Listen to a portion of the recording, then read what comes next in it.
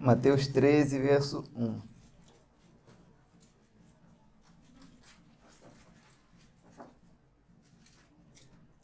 Diz assim a palavra de Deus. Mateus capítulo 13, verso 1. No mesmo dia, tendo Jesus saído de casa, sentou-se à beira do mar. E reuniram-se a ele grandes multidões, de modo que entrou no barco e se sentou. E todo o povo estava em pé na praia. E falou-lhe muitas coisas por parábolas, dizendo: Eis que o semeador saiu a semear, e quando semeava, uma parte da semente caiu à beira do caminho, e vieram as aves e a comeram. Outra parte caiu em lugares pedregosos, onde não havia muita terra, e logo nasceu, porque não tinha terra profunda. Mas saindo o sol, queimou-a, e por não ter raiz, secou-se. Agora, se vocês puderem ir para o verso 20, a explicação do verso 6. Verso 20, capítulo 13, verso 20. Diz assim a palavra de Deus: Porém, o que foi semeado em pedregais é o que ouve a palavra e logo recebe com alegria, mas não tem raiz em si mesmo, antes é de pouca duração, e chegadas as angústias e as perseguições, por causa da palavra, logo se ofende, ou se escandaliza. Amém? Essa passagem aqui, essa é a introdução que eu sempre faço, né? Ela é clara, ela é simples, ela é objetiva. E na semana passada nós vimos que quando Jesus fala da primeira semente, ele fala para os seus discípulos: se vocês não entendem essa parábola, o que dizer das demais parábolas? Então, a Bíblia fala que esse solo que recebe a palavra, que recebe a semente, mas quando sai o sol, queima essa semente, são aquelas pessoas que recebem a palavra com alegria. Elas ouvem a palavra, gostam da palavra, mas não têm raiz. Não são pessoas que dizem: eu não preciso ouvir a palavra de Deus. Não são pessoas que dão as costas à palavra de Deus. Você conhece aquela pessoa que está sempre aí para ouvir a palavra de Deus, mas não tem nenhum compromisso com ela? Que fala: não, eu creio na palavra de Deus. Todo mundo conhece alguém assim. Ou você pode ser uma pessoa assim. Então, as piores pessoas não são aquelas que não ouvem a palavra de Deus. São aquelas que ouvem e não vivem. Porque se o ser humano não muda por ouvir a palavra de Deus, não creio que ele vai mudar por causa do conselho de outras pessoas.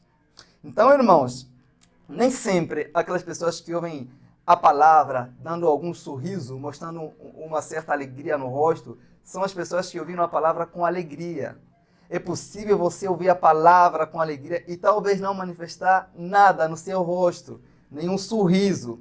Então, o sinal verdadeiro que alguém ouviu a palavra de Deus não é praticamente a concordância. Não, sabe quando você pega alguém e fala assim: amém, glória a Deus, você está a evangelizar alguém, você fala assim: não, eu sei, a minha mãe fala isso. Não é isso. O sinal verdadeiro de que você ouviu a palavra com prazer e alegria é a prática. Não é o momento em que você ouve que define se você ouviu com alegria ou não. É a sua ação depois que você termina de ouvir a palavra. Então, essas pessoas que Cristo se refere são pessoas que engolem tudo. Sabe quando você ouve uma pregação e você engole tudo, você concorda com tudo, mas no final do tudo você não consegue tirar nenhum proveito prático da sua vida? Vocês conhecem aquelas pessoas que você fala assim: não, gostou da pregação, não consegue colocar nada em prática na sua vida? Essas pessoas que Jesus se refere. Algumas pessoas gostam de ouvir o evangelho, gostam do evangelho. O evangelho traz a solução para algum dos seus problemas. Jesus está falando dessas pessoas, porque quando você tem algum problema, seja no lar, seja um problema de saúde, você chega num culto, você fala: não, Deus vai curar você, Deus tem o poder de restaurar a sua família, você se alegra com tudo aquilo, mas talvez a alegria da pessoa não está no evangelho em si, mas está nas soluções dos seus problemas. Essas pessoas, quando tinham seus problemas resolvidos, elas abandonam o evangelho, porque nunca ouviram Deus com alegria, não estavam em busca de Deus, mas estavam em busca de quê? De soluções para os seus problemas. Elas se alegram por causa do evangelho, mas quando aparece as dificuldades na vida, no dia a dia, por causa do evangelho, elas simplesmente abandonam. Então, é possível alguém ouvir o evangelho com alegria, concordar com tudo, mas ainda assim ser uma pessoa incrédula dentro do coração. Quem é o incrédulo? O incrédulo não é aquela pessoa que diz que não crê. É aquela pessoa que vive como se não cresce, que não coloca em prática aquilo que ouve. Essa é a incredulidade. O tom mais alto de um homem incrédulo é isso. Eu vi e não coloquei em prática. O que é a fé? A fé sem obra é morta. Se você não coloca em prática aquilo que você ouve, é porque você não gostou daquilo que você ouviu. Então, a prática é a forma de você dizer: eu amei aquilo que eu vi. Eu criei naquilo que eu ouvi. Se a gente for ver, as igrejas hoje estão cheias de pessoas que não creem na palavra de Deus, que gostam de ouvir sobre ela, mas não creem nela. Então, no versículo 20, Jesus fala assim: mas não tem raiz em si mesmo, antes é de pouca duração, e sobrevindo a angústia e a perseguição, por causa da palavra, logo se escandalizam. Jesus não diz que essas pessoas têm pouca raiz. Mas ele diz que não tem raiz. Elas têm folhas, mas não têm raiz. Podem ter frutos, mas não têm raiz. Não estão firmes, são pessoas frágeis. São pessoas que se escandalizam com coisas mínimas, que são levadas por qualquer coisa. Isso Jesus está a indicar aquelas pessoas que talvez ouviram o Evangelho e depois de um tempo abandonam o Evangelho. Quando você tem raiz, você se mantém firme. A planta com raiz se mantém firme no solo. Dificilmente é transplantada ou elevada por qualquer... Ouvir por muito tempo o Evangelho e depois abandonou o Evangelho. Não é que a pessoa tem uma raiz fraca. Jesus fala que é uma pessoa que não tem raiz em si. As pessoas que abandonam o Evangelho por causa das perseguições é porque nunca estiveram realmente enraizadas em Cristo. Uma planta sem raiz pode permanecer por muito tempo no solo, num vaso, mas não vai permanecer para sempre. Porque não tem quê? Porque não tem raiz. Então, e alguns cristãos, até na igreja, que estão semanas e semanas ouvindo o Evangelho, não crescem simplesmente porque não tem raiz. Você talvez pode ser uma dessas pessoas que estão semana a semana ouvindo o Evangelho, mas não crescem no prazer pela oração, no prazer pela santidade, no prazer pela piedade, não tem nenhuma espécie de crescimento. Podem crescer na vida financeira, podem crescer na vida pessoal, no desenvolvimento pessoal, mas a vida espiritual continua do mesmo jeito. Não sabem de Jesus hoje do que souberam ontem. Tem gente que o que sabe de Jesus esse ano é o mesmo que sabia no ano passado. Não tem raiz. Paulo fala que eles estão sempre ouvindo o Evangelho, mas nunca chegam ao entendimento, ao conhecimento. Estão sempre aprendendo, mas nunca crescem. Por causa de quê? De raiz. Eu pergunto, o que você sabe sobre Cristo hoje é mais do que você soube dele no ano passado? Você sente que você está a crescer? Nós vivemos numa geração de pessoas sem raízes, de cristãos sem raízes, que são levados por qualquer vento de problemas, de doutrinas, são balanceados por qualquer coisa. Uma hora está bem, outra já não está bem. Uma hora tem prazer de morrer por Cristo, outra nem sequer pensa em viver para Cristo. Você sabe, essas pessoas que são pessoas mimadas, que nunca estão firmes. O apóstolo Pedro fala que são como as ondas do mar. As ondas do mar não são fixas, não. São levadas por qualquer vento. Assim são os cristãos sem raízes. E ver as folhas. Se levar as folhas, qualquer vento chega e leva. Assim são os cristãos sem raízes. Então, um cristão sem raiz é uma pessoa sem estabilidade. Sabe aquela pessoa que tudo é motivo de ansiedade? Tudo é motivo de querer se matar? Tudo é motivo de querer abandonar o Senhor Jesus Cristo? Ah, aconteceu isso, aconteceu aquilo. Jesus está falando essas pessoas que não têm nenhuma raiz. Nós vivemos numa geração de pessoas mimadas. Pessoas que não são firmes. O apóstolo Paulo, quando escreve para a igreja de Corinto, no capítulo 4, no verso 7, ele fala assim: nós temos esse tesouro em vaso de barro, para que a excelência do poder seja de Deus e não nosso. Paulo diz que nós somos vaso de quê? De barro. Mas hoje, as pessoas são muito frágeis, são muito doces, com coisas que se ofendem com facilidade, qualquer coisa são arrastados. Seja lá, vocês vão ver que a nossa sociedade, até pessoas dentro da igreja, sabe? São muito frágeis. Como é que é feito o vaso de barro? O vaso de barro tem que levar pancada quando o oleiro faz. Ele passa por um monte de coisas. Tem que passar por quê? Ele é feito de um jeito que é para suportar quedas. É feito com quê? É feito com barro. É o que não tem praticamente nenhum valor. Paulo fala, olha, nós somos feitos como vaso de barro, para que a excelência seja em Cristo. Então, é Paulo falando assim, olha, vocês foram feitos de uma matéria para suportar pancadas, para suportar quedas. Vocês não são um vaso de cristal que quebra com facilidade. O vaso de barro, quando é feito, tem que passar pelo fogo. O que a gente vê hoje na igreja? Pessoas mimadas. Oh, que coisa, não, eu não tenho mais prazer de viver. Eu já não tenho... Isso é mimo. Nós cristãos somos vasos de barro. Nós devemos ter raiz. Uma árvore que está bem plantada, levada por qualquer vento. A nossa geração hoje é muito dodói. Sabe a geração dodói? Isso não é no mundo, não, é na igreja. Então, as pessoas que não têm raiz, o que elas fazem?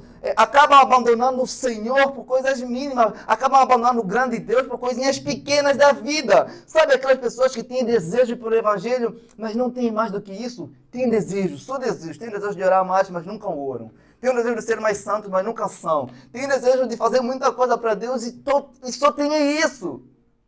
Só tem desejo e sonhos, são apenas sonho e desejo. Até que você coloque em quê? Em prática, em ação. Então, e às vezes as pessoas se gabam. Não? Deus conhece o meu coração. Irmãos, nós temos o exemplo daquele jovem rico, aquele jovem que tinha desejo de seguir a Jesus. Ele tinha um desejo de seguir a Jesus. Ele chegou para Jesus e falou, o que eu tenho que fazer? Tem uma realidade para ele, vende aquilo que você tem e me segue. Ele não tinha raiz, ele voltou. Isso mostrando para nós que muita gente vai para o inferno mesmo com desejo de ir para o céu. Só por ter desejo e não colocar em prática. Irmãos, e Jesus fala assim, no capítulo 13, no verso 5, fala assim, e outra parte caiu em lugares pedregosos, onde não havia muita terra. Logo nasceu, porque não tinha terra profunda, mas saindo o sol, queimou. Então, a Bíblia fala assim que o sol, quando sai, ele queimou aquela semente, sabe? Porque ela estava na beira, ela não tinha raiz, não estava fundo, estava por cima da terra. Então, esse sol aqui, ele é descrito como o quê? Como as perseguições da vida. Então, a Bíblia não diz que aquele sol era muito forte. A Bíblia não fala que era um sol forte, não. O problema não estava que o sol era muito forte, estava que a semente não tinha raiz, era muito fraca. Não conseguiu se manter firme no solo. Esse sol que nasce, ele faz crescer aquilo que está bem enraizado e machuca e mata aquilo que não tem nenhuma raiz. Ele faz literalmente isso. Então, dois cristãos podem passar pelas mesmas dificuldades, mas apenas, às vezes, um consegue se manter firme diante delas, porque talvez um é o único que está afirmado e o outro não. É na adversidade que a gente vai ver se a nossa fé é genuína. É na perseguição que a gente vê se é genuína. Então, a gente vê que esse sol aí, ele é descrito aí como essas perseguições. Então, a vida cristã em si, ela é cheia disso, de perseguições. E Jesus fala em Lucas 6, no capítulo 22, ele fala assim, bem-aventurados vocês são, quando os homens vos perseguirem. Aquele que não tem raiz, quando é perseguido por causa do evangelho, vê isso como uma maldição. Mas o que tem raiz, vê isso como uma bênção. O sol faz o quê? O sol faz bem. Não só para os seres humanos, mas com as plantas também. As perseguições, elas fazem bem, literalmente. Jesus fala assim, nós somos quê? Somos bem-aventurados. Então, quando somos perseguidos, porque o preocupante não é quando a gente tem paz com o mundo, é quando o mundo não nos persegue, é quando o mundo não se levanta contra nós. O apóstolo Paulo fala para Timóteo, no capítulo 3, no verso 12, na segunda carta, fala assim, de fato, todas as pessoas que almejam viver piedosamente em Cristo, vão fazer o quê? Vão ser perseguidas. Todas as pessoas que desejam viver para Cristo, vão ser o quê? Vão ser perseguidos. Não está falando algumas, não. Está falando das pessoas. Se isso não tem acontecido conosco, tem alguma coisa errada conosco. Tem literalmente alguma coisa errada. Fala todos. Isso deve nos preocupar. E Jesus falou assim, assim como os do homem serão da sua família. Mateus 10, 32. Então, o Senhor sempre deixou claro. Se a pessoa não tiver raiz, ela vai desistir na primeira perseguição. Essas perseguições, às vezes, acontecem dentro da própria casa mesmo. Dentro da própria casa, com os parentes mesmo, aí tudo começa, a guerra começa. E é uma coisa linda na perseguição que o cristão nunca se torna tão parecido com Jesus como naqueles momentos que ele é perseguido. Ele se torna literalmente parecido com Jesus, porque todo o ministério de Jesus foi resumido nisso, em perseguição. A perseguição é uma forma de o mundo dizer para nós. Você consegue ver o quê? Consegue ver Cristo em nós. A perseguição é literalmente o mundo declarando isso, que vê Cristo em nós. Porque quanto mais parecido com Cristo um cristão for, mais ele perseguido será. O mundo odiou a Cristo. O mundo só não nos odeia porque nós somos pouco parecidos com ele. Quanto mais o homem for parecido com Cristo, mais será odiado pelo mundo. Não só pelo mundo, não. Às vezes pelos próprios irmãos também. Que não querem se parecer com quem? Com Jesus. Essas pessoas que Jesus fala aqui não são pessoas que não gostam de ouvir. São pessoas que ouvem sobre o seu, gostam de ouvir sobre o seu, mas quando ouvem falar das dificuldades que vão encontrar para chegarem para o seu, o que eles fazem? Eles desistem no caminho. Quando eles ouvem que vão ter que suportar um deserto, eles literalmente desistem, preferem caminhar em direção do inferno em paz do que em relação para o céu. Irmãos, às vezes a caminhada para o céu, ela se parece mesmo com o inferno. Às vezes aqueles que estão caminhando em direção ao inferno parecem que estão indo para o paraíso. Ninguém intromete na vida deles, mas para o céu você vai encontrar muitas dificuldades, muitas perseguições. Isso é o sinal que a gente está a caminhar em direção à eternidade. Essas perseguições, ninguém chegará para o céu sem ser provado no caminho. Ninguém. Absolutamente ninguém. Se você tem sentir a sua vida tudo em paz, você deve estar caminhando em direção errada. Eu vou falar outra coisa para vocês, irmãos. Essas perseguições não é por causa dos problemas que você se arruma na sua vida pessoal, não. Entendam bem isso. Entendeu, irmãos? Não isso não.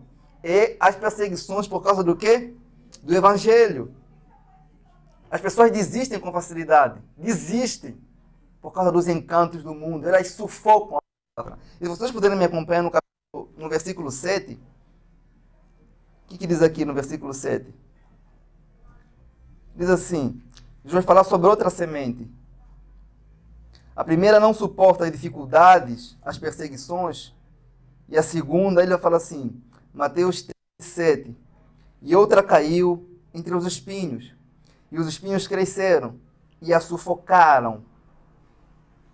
Versículo 22. Diz assim, e o que foi semeado entre os espinhos, esse é o que ouve a palavra, mas os cuidados desse mundo e as seduções das riquezas sufocam a palavra. E ela fica o quê, irmãos? Fica infrutífera. Então as coisas vão ficar mais boas aqui.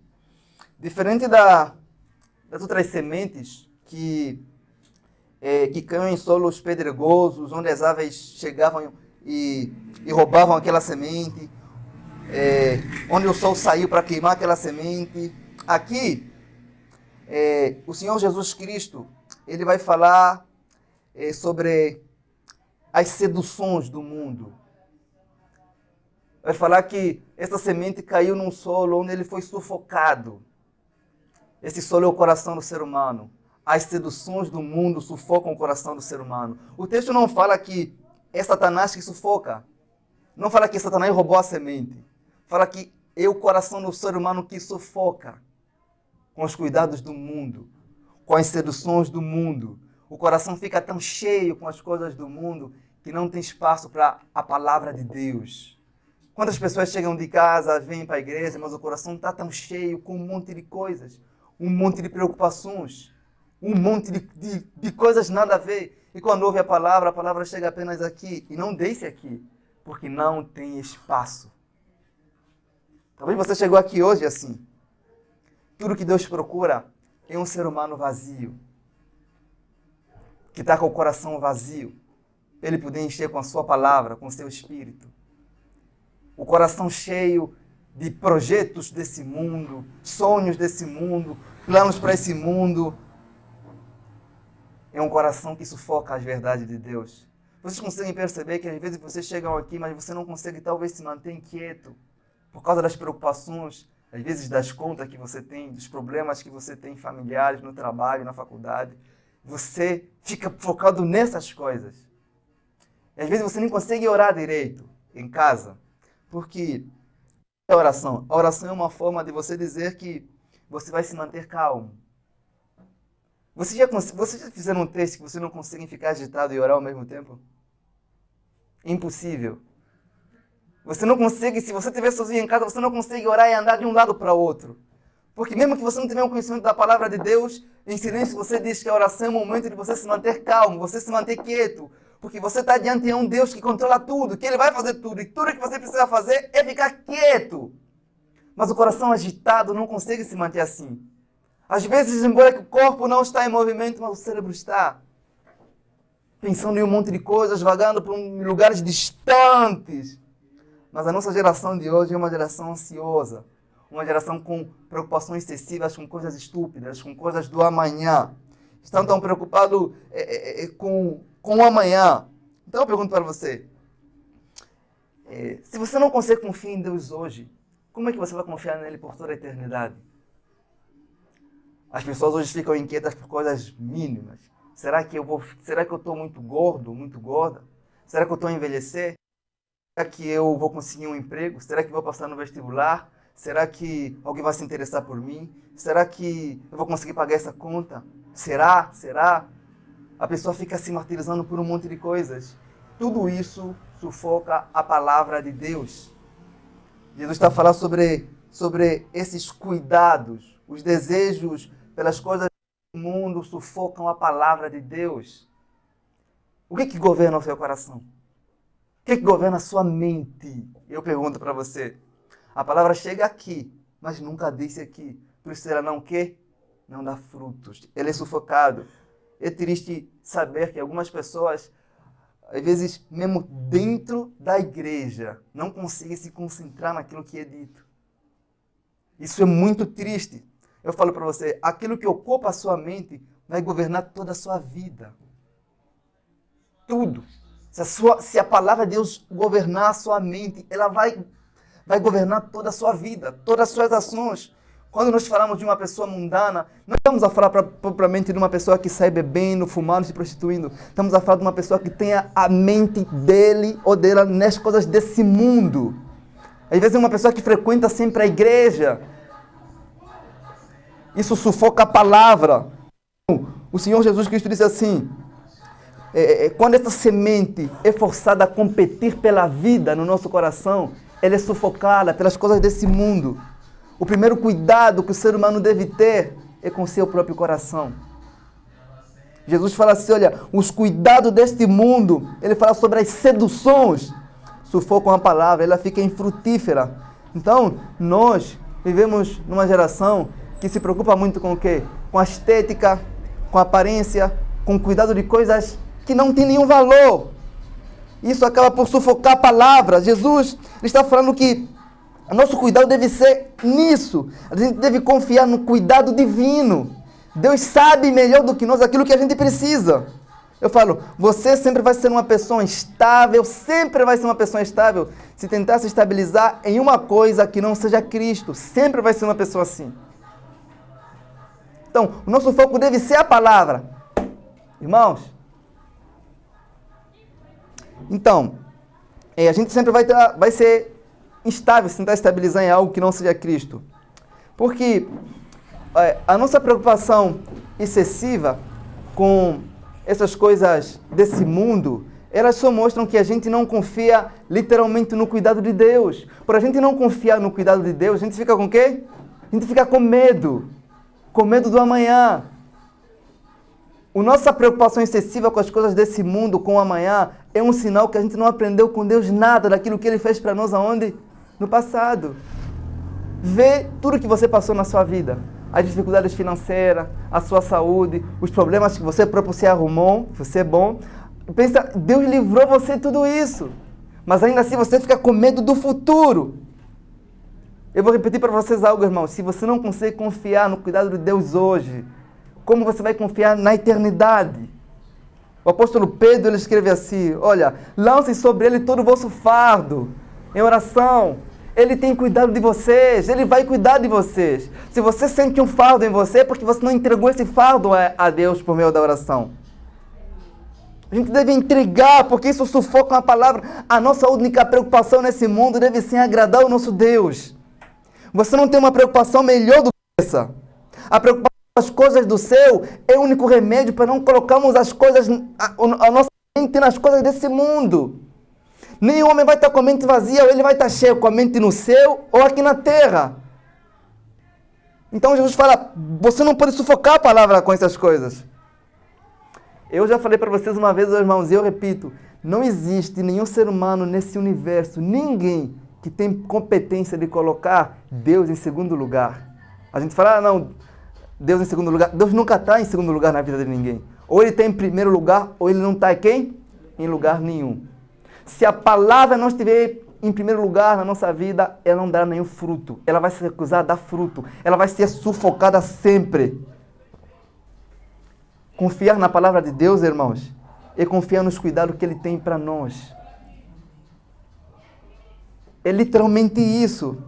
Então, às vezes o mundo chega para o jovem e faz um monte de propostas entre aquilo que Deus promete dar na eternidade e aquilo que o mundo tem oferecido agora.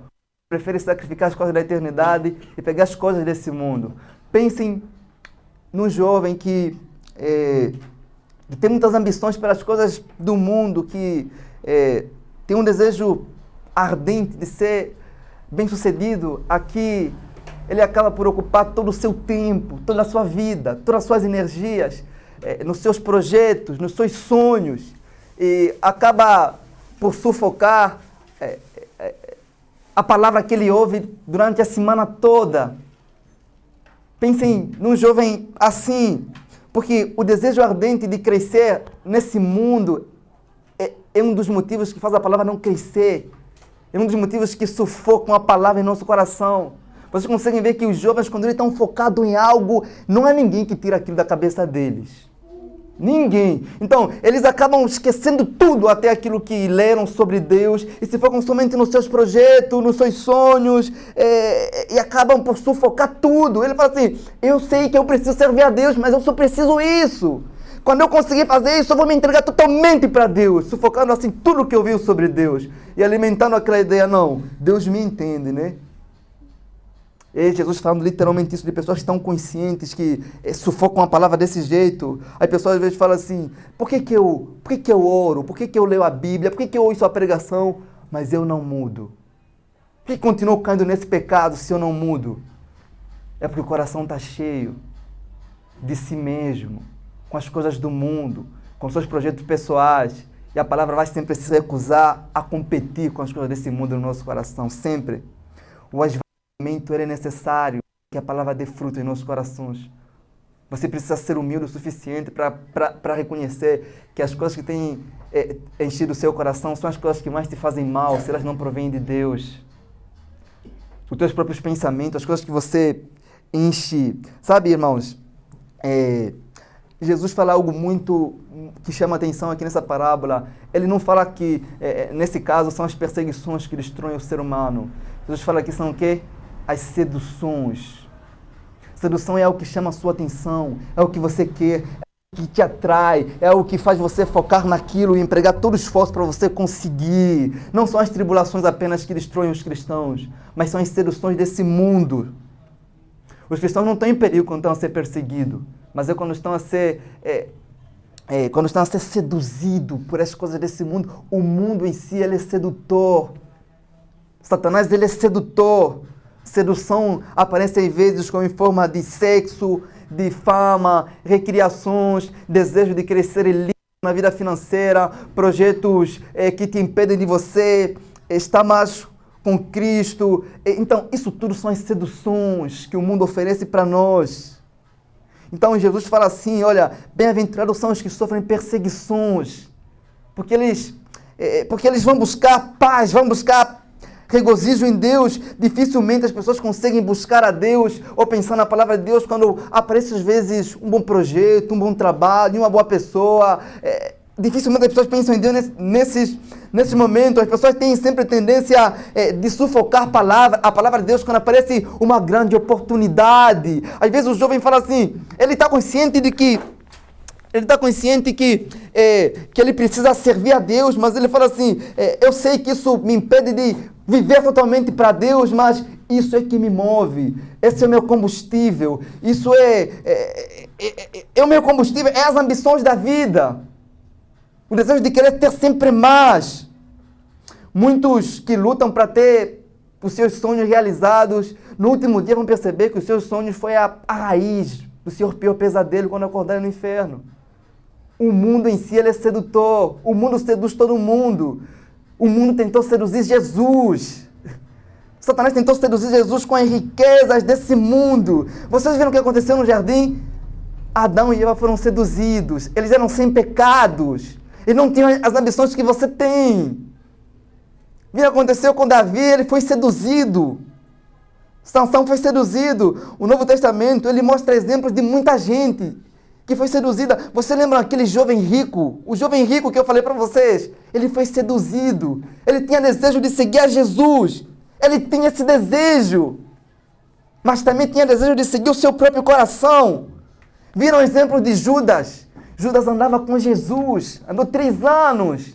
Judas batizava, pregava, era batizado. Judas fazia também. Judas viu mortos e arrebentarem. Judas não é como nós. Judas tinha um cargo no mistério de Jesus. Judas viu 5 pães sustentando mais de 5.000 homens. Judas viu todos os milagres de Jesus, todos. Mas ainda assim foi seduzido. E Adão que ouvia a voz de Deus assim, ele que via Deus, foi seduzido. Assim como Judas, né? A raiz, o amor ao dinheiro, ele é a raiz do mal. A gente alimenta a ideia de que, no nosso caso, a gente pode escapar disso, a gente consegue equilibrar.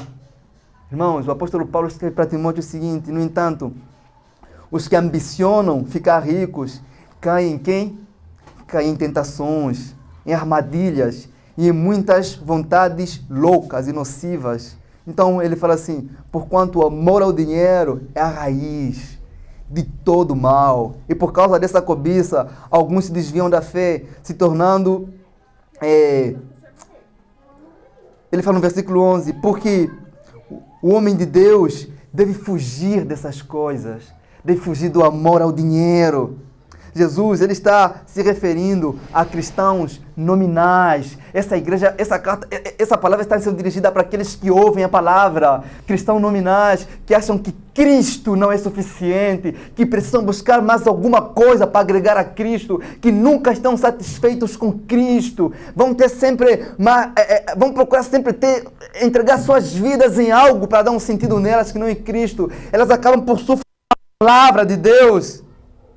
Que são pessoas que nunca se entregam completamente para Deus. Estão com o coração dividido entre os seus sonhos, os seus projetos, as suas vidas e Cristo. Se você acha que você precisa acrescentar mais alguma coisa na sua vida para dar um sentido nela, além de Cristo, você não encontrou ainda. Então, Jesus está falando assim, olha, não sufoque essa palavra no vosso coração. A gente deve se manter alerta. Então ele fala assim em Mateus 6, 24, ninguém pode servir a 2 senhores. Ninguém pode servir a quem? A 2 senhores, a Deus e as riquezas. Só que riqueza aqui não é apenas aquilo que a gente consegue ver como bem material. É tudo aquilo na sua vida que tem mais valor que Jesus. É tudo aquilo na sua vida que você dá mais o seu tempo, a sua atenção do que Jesus. Riqueza, a sua riqueza talvez pode não ser o dinheiro, pode ser algo, um projeto, sei lá, que rouba a tua atenção de Jesus, que sufoca a palavra no seu coração. Quando a gente ouve sobre a riqueza, a gente sempre pensa naquela pessoa que tem um monte de recursos. A riqueza que tem sufocado a palavra em seu coração. E são poucas pessoas que conseguem se livrar da tentação da riqueza. Vocês lembram que foi justamente, foi praticamente aí onde Satanás atacou Jesus Cristo. Porque se o homem ele não estiver encantado com Cristo, ele facilmente vai ser levado. Vai ser seduzido pelas riquezas. Quem não quer ter mais dinheiro? Quem não quer trabalhar mais para ter mais? Quem não quer trabalhar menos para conseguir um bom salário? Do 1.000 ao 1.000.000 ao mês. Não são essas seduções, essas propostas que a internet apresenta para nós, que o mundo apresenta para nós, que você não precisa trabalhar muito, ficar rico em uma semana. Isso tudo são as seduções. Como ficar rico sem trabalhar muito? São essas seduções. E o homem de Deus, vendo essas propostas, acaba por sacrificar tudo aquilo que ouviu sobre a verdade para se colocar em coisas ilícitas, em propostas que não glorificam a Deus. E a gente, por não vigiar às vezes, a gente chama aquilo como uma grande oportunidade para crescer. Eu falei para vocês, irmãos, as tentações também são oportunidades para crescer também. A gente precisa estar com os olhos abertos, irmãos. Essas seduções, elas às vezes aparecem como propostas no trabalho, que você precisa mentir para fechar um negócio, para sacrificar um colega que tem que ser mandado embora, desejar a posição elevada de alguém. Os chefes apresentam essas propostas, né? Irmãos, isso sufoca a verdade. Jesus Cristo nunca, mas absolutamente nunca te daria algo que você precisa sufocar a verdade para conseguir aquilo que Ele deu para você. Jesus não precisa usar as artimanhas de Satanás para prosperar uma pessoa. Ele, com os meios lícitos, tem poder de fazer uma pessoa crescer em todas as áreas da sua vida. Então, a gente vai ver que dentro do coração do cristão há essa luta. Vocês admiram a luta do cristão de Davi com Golias, mas aquela luta durou apenas alguns minutos. Mas a nossa luta contra os prazeres do mundo e as seduções, ela vai durar até você se manter vivo. Sempre vai haver uma luta dentro do nosso coração. Por um lado, o cristão quer sufocar o pecado com as orações. E por outro lado, Satanás quer sufocar o cristão com as seduções do mundo, com as propostas brilhantes, com as seduções.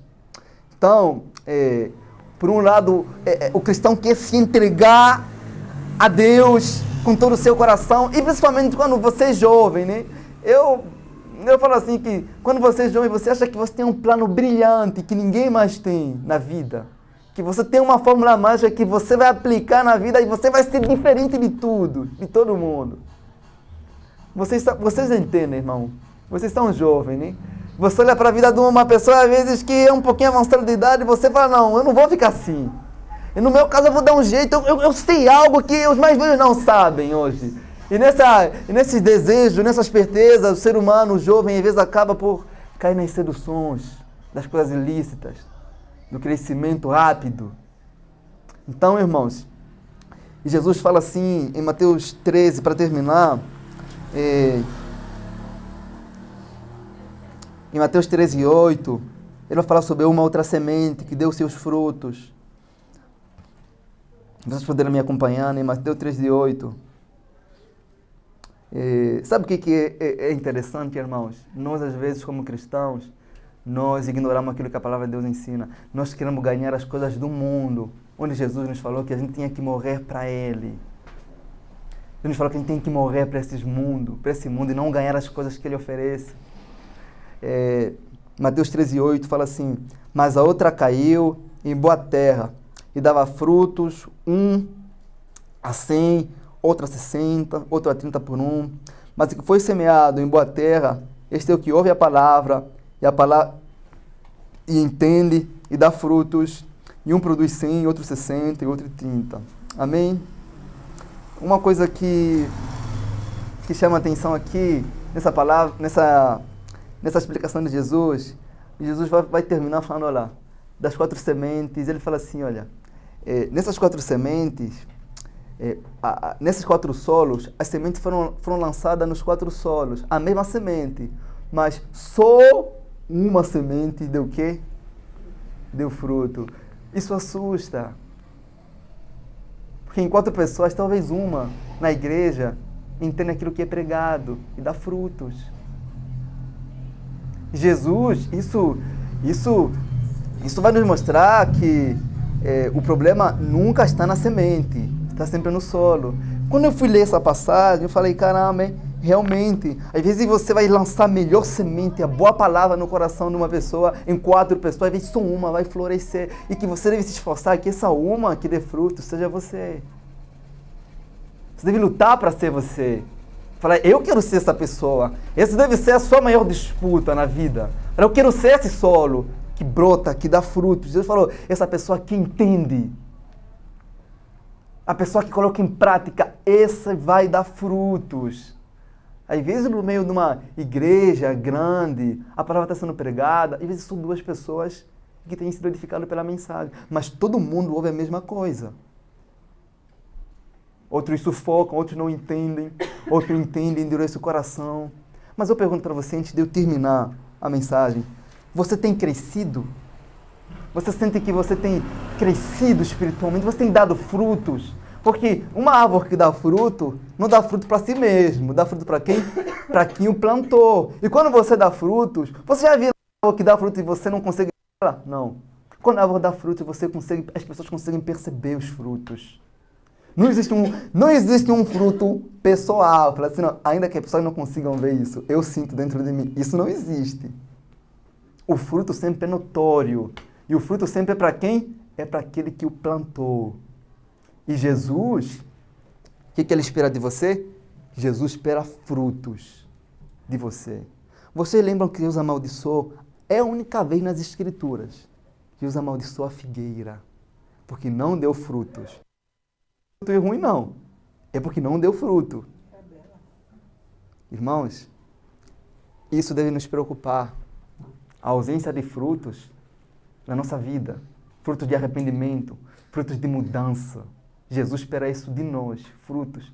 Por que aquela figueira foi amaldiçoada? Porque ela foi plantada com o objetivo de dar frutos. E se ela não dá frutos, o apóstolo João, o profeta João, assim, por que ainda vai ocupar a terra inutilmente? Deve ser cortada e lançada no fogo. Isso que João Batista pregava.